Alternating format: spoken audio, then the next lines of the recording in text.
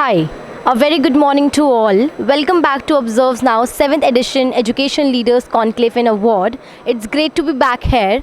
I am Falguni from Observe Now Media and I'm thrilled to express my gratitude to have gotten the opportunity to interview Mr. R. Prasad, Senior Director, ICFI Group.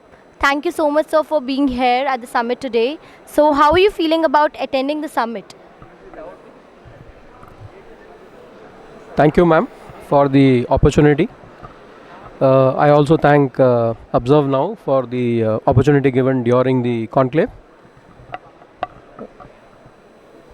The changing landscape that we are seeing and the number of issues which are coming up in higher education. So you've had the NEET fiasco, we had the NET fiasco, we have accreditations as a challenge, we have outcomes as a challenge, I think, and then we've got this conversation about Gen AI. All this put together makes it exciting for those in education to think and reflect on what they need to do. And based on what others from the same community say, it's possible to shape the way we think and what we finally decide. So to that extent, I think getting the community together is a very motivating experience, and I'm very happy that this has been done.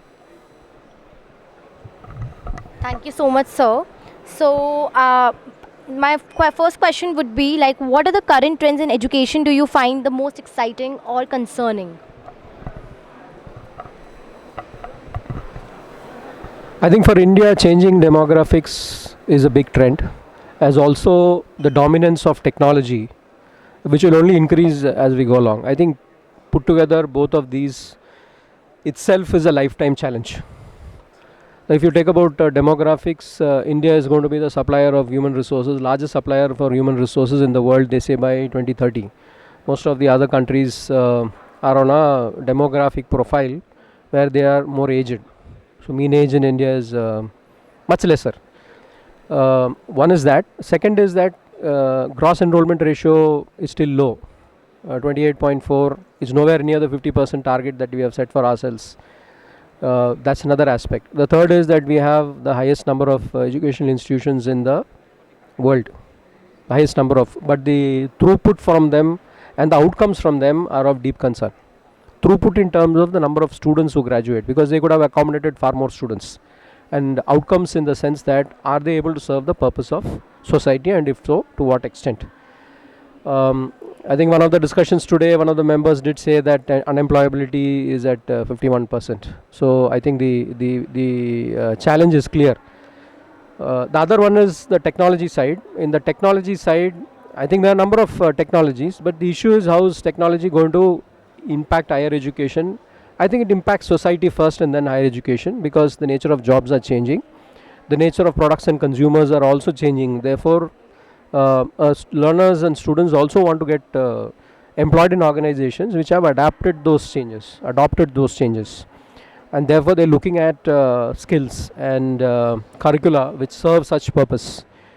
Higher education takes at least 3 years if you're doing an undergraduate degree, and at least 2 years if you're doing a postgraduate degree.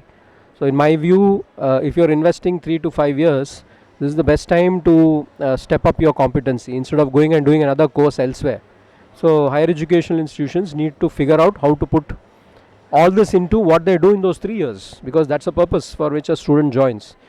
Getting there is a challenge, because most institutions already have their momentum going and they find it hard to pivot. Doing incremental business may also be difficult, but I expect a lot of new institutions to start adapting to this. I think these are some points on the challenges side. Wow, that was such an insightful answer, sir.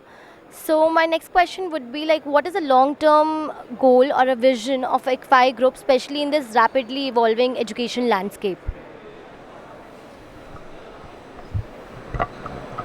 I think though we started with the chartered financial analyst, today the institution has universities. So now if you have universities, you can virtually be in any program that you want. So making higher education, the formal higher education sector, very meaningful is going to be one of the long-term goals. Now how do you make it more meaningful? you can make it by delivering outcomes to students. So whichever program you pick up, whether it's a BA in history or an MA in Mizo studies, instantly we have a campus in Mizoram where they have a program like this. How do you make this useful to those in the society there or elsewhere? I think these are the outcomes that we need to constantly work towards. And starting from where education, higher education is today, to getting to meaningful outcomes and very valuable programs, I think that's the journey. Thank you so much, sir, for this interview, and I'm definitely looking forward to see you again in our upcoming events. Thank you so much.